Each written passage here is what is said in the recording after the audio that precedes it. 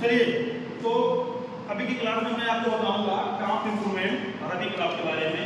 जैसा कि मैं पहले ही बता चुका हूँ कि किसी भी क्रॉप की सेंटर ऑफ ओरिजिन के बारे में पूछा जाए, डिस्ट्रीब्यूशन के बारे में पूछा जाए, फ्लोरल बायोलॉजी के बारे में पूछा जाए, या ब्रीडिंग ऑब्जेक्टिव्स और ब्रीडिंग मेथड्स के बारे में पूछा जाए, तो आपको मैंने centre of origin, distribution, floral biology और ब्रीडिंग ऑब्जेक्टिव्स ये सारा बता डाला है, और कौन कौन से मेथड किस किस क्रॉप में यूज होंगे ये भी बता डाला है।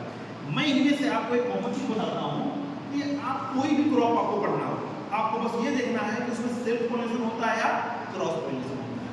तो जितनी भी क्रॉप ऐसी हैं जिनमें सिर्फ पॉलिनेशन होता है, उनमें आप दो मेथड यूज करोगे, एक मास सिलेक्शन और एक प्योर लाइन सिलेक्शन। ठीक है, हाँ, प्योर लाइन सिलेक्शन को आप क्रॉप में यूज नहीं कर सकते। अब आप चलो, मैं आपको सबसे पहले मास सिलेक्शन को बताऊंगा, फिर उसके बाद प्योर लाइन सिलेक्शन बताऊंगा। देखिए, आइए मास सिलेक्शन। देखिए, सिलेक्शन करने के लिए जो पहली सीढ़ी होती है वो होती है जेनेटिक वेरिएशन। बिना जेनेटिक वेरिएशन के आप कोई भी किसी भी प्रकार का सिलेक्शन नहीं कर सकते। ठीक है, क्योंकि जैसे मान लीजिए मैंने आपका एग्जाम लिया, मुझे सिलेक्शन करना है कि अच्छे बच्चों को सिलेक्ट करके देना है। मैंने एग्जाम लिया और सबके 10 नंबर के क्वेश्चन दिए और सबके 5 नंबर है, तो मैं कहाँ से सेलेक्ट करूंगा कि कौन सा बेस्ट स्टूडेंट है? तो वेरिएशन होना बहुत ही जरूरी है। तो अलग अलग कैरेक्टर के लिए जो पॉपुलेशन होंगे, किसी की हाइट लंबी होगी, किसी की छोटी होगी, है ना, किसी की एज अधिक होगी, किसी की कम होगी, किसी के डिजीज के लिए कोई रेसिस्टेंस होगा, कोई ससेप्टेबल होगा, तो कुल मिलाकर सभी कैरेक्टर के लिए वेरिएशन होगी।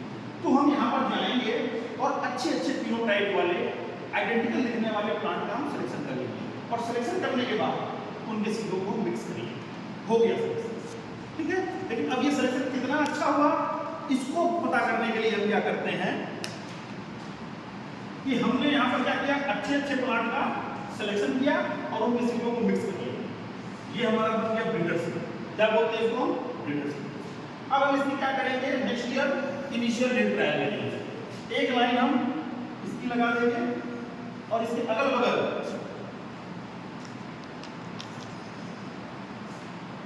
एक लाइन हम इसकी जो ओरिजिनल पॉपुलेशन है उसकी लगा देंगे, और एक लाइन हम लगा देंगे जो उस क्षेत्र की सबसे ही अच्छी वैरायटी होती है उसकी लगा देंगे, और उनकी तुलना करेंगे आपस में किसका परफॉर्मेंस अच्छा है।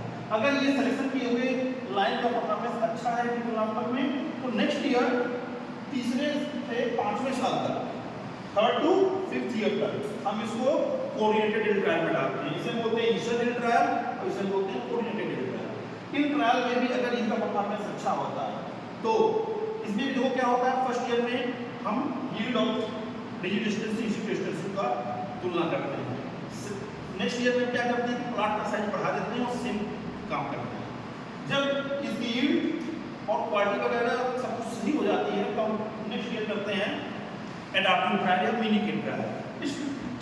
इस ईयर में क्या करते हैं कि इसको अलग अलग क्षेत्रों में अलग अलग लोकेशन पे लगाते हैं और देखते हैं कि कहाँ पर इसका परफॉर्मेंस अच्छा होता है। जब सारे ट्रायल्स में इनिशियल ट्रायल तथा कोऑर्डिनेटेड ट्रायल सब में ये लाइन अच्छी साबित होती है, तब उसे हम क्या करते हैं कि मल्टीप्लिकेशन और डिस्ट्रीब्यूशन कराते हैं। फिर इस ब्रीडरशिप को यहाँ पर हम क्या करते हैं 6th ईयर में सोइंग करते हैं, और क्या बनता है उससे फाउंडेशन सीड, और फिर उस फाउंडेशन सीड की सोइंग करते हैं तो उससे क्या बनता है सर्टिफाइड सीड, और यही सर्टिफाइड सीड किसानों को खेती करने के लिए वितरित कर देते हैं। तो ये है बेटा मास सिलेक्शन, कुछ भी नहीं करना है। फर्स्ट ईयर में अच्छे अच्छे प्लांट का सिलेक्शन करना है और उनके सीडों को मिक्स कर लेना है। सेकेंड ईयर में क्या करना है, सेकेंड ईयर में इंडिविजुअल प्लांट के रूप में एक एक लाइन लगाएंगे, लेकिन इंडिविजुअल प्लांट से हम नहीं कहेंगे क्योंकि मिक्स है। ठीक है, तो हम इसे क्या करेंगे, एक ओरिजिनल लाइन लगाएंगे, एक जो हमने सेलेक्ट की उस लाइन को लगाएंगे, और एक कुछ की सबसे अच्छी वैरायटी को लगाएंगे और उनका तुलना करेंगे। अगर परफॉर्मेंस अच्छा रहा तो उसे हम क्या करते हैं 3 साल के कोऑर्डिनेटेड ट्रायल में डालते हैं। यहाँ परफॉर्मेंस अच्छा रहा तब जाकर उसे मल्टीप्लिकेशन और डिस्ट्रीब्यूशन कर देते हैं। ठीक है, ब्रीडर से फाउंडेशन और फाउंडेशन से सर्टिफाइड सीड बना देते हैं। तो इस प्रकार से ये आपका हो गया मास सिलेक्शन, जिसे हम सेल्फ कोटेड क्रॉप में यूज करते हैं। सारी सेल्फ कोटेड क्रॉप में आप इसे यूज कर सकते हो। नेक्स्ट मेथड है आपका pure line selection. Pure line selection और मास सिलेक्शन में थोड़ा डिफरेंट होता है। क्या होता है, प्योर लाइन सिलेक्शन में हम क्या करते हैं कि जाते हैं और अच्छे अच्छे फिनोटाइप वाले प्लांट का सिलेक्शन करते हैं, और इन सभी इस प्लांट के सीड को अलग अलग लेते हैं, इसको अलग अलग लेते हैं, इसको अलग अलग लेंगे, इसको अलग और इसको अलग, सबको अलग अलग लेंगे। यहाँ पर हमने क्या किया था, सेलेक्ट करने के बाद सबके सीडों को मिक्स कर लिया था मास सिलेक्शन में। लेकिन प्योर लाइन सिलेक्शन में जिन जिन पौधों को सेलेक्ट करेंगे क्या करेंगे कि इस पौधे के सीड से अलग लाइन उगाएंगे, इस पौधे के सीड से अलग लाइन उगाएंगे। ऐसी लाइनों को एक प्लांट के सीड से जो हम लाइन उगाते हैं उन्हें हम कहते हैं इंडिविजुअल प्लांट प्रोजेनी, एकपादक संतति, एक प्लांट के सीड से उगाई गई लाइन। ठीक है, तो हम क्या करते हैं सभी पौधों के सीड से इंडिविजुअल प्लांट प्रोजेनी उगाते हैं और देखते हैं किसका परफॉर्मेंस अच्छा आ रहा है। जिन जिन लाइनों का परफॉर्मेंस अच्छा आता है उनके सीडों को हम एक साथ मिक्स कर लेते हैं और फिर वही process initial yield trial, coordinated yield trial और फिर मल्टीप्लिकेशन और डिस्ट्रीब्यूशन। ठीक है, तो इस प्रकार से प्रोग्राम सिलेक्शन जाता है। क्या करते हैं, फर्स्ट ईयर में अच्छे अच्छे प्लांट का सिलेक्शन करते हैं और उनके सीडों को अलग अलग रख लेते हैं। नेक्स्ट ईयर प्रत्येक पौधे के सीड से इंडिविजुअल प्लांट प्रोजेनी उगाते हैं और फिर उनमें जो पौधे अच्छे होते हैं, जो लाइनें अच्छी होती हैं, उन सबके सीडों को मिक्स कर लेते हैं। फिर initial yield trial, coordinated yield trial, multiplication and distribution. अब एक क्वेश्चन उठता है कि दोनों मेथड में से कौन सा अच्छा है, क्योंकि मास सिलेक्शन में केवल 7 साल लग रहे हैं किसानों तक सीड पहुंचने में और प्योर लाइन सिलेक्शन में 8 साल लग रहे हैं किसानों तक सीड पहुंचने में। तो इनमें से अच्छा है प्योर लाइन सिलेक्शन। क्यों? क्योंकि प्योर लाइन सिलेक्शन में प्रोजेनी टेस्ट होता है, क्योंकि यहाँ जो वेरिएशन है इनमें इन्वायरमेंटल वेरिएशन भी हो सकता है और जेनेटिक वेरिएशन भी हो सकता है। जेनेटिक वेरिएशन जो नेक्स्ट जनरेशन में जाए और इन्वायरमेंटल वेरिएशन जो उसी जनरेशन तक सीमित रहे।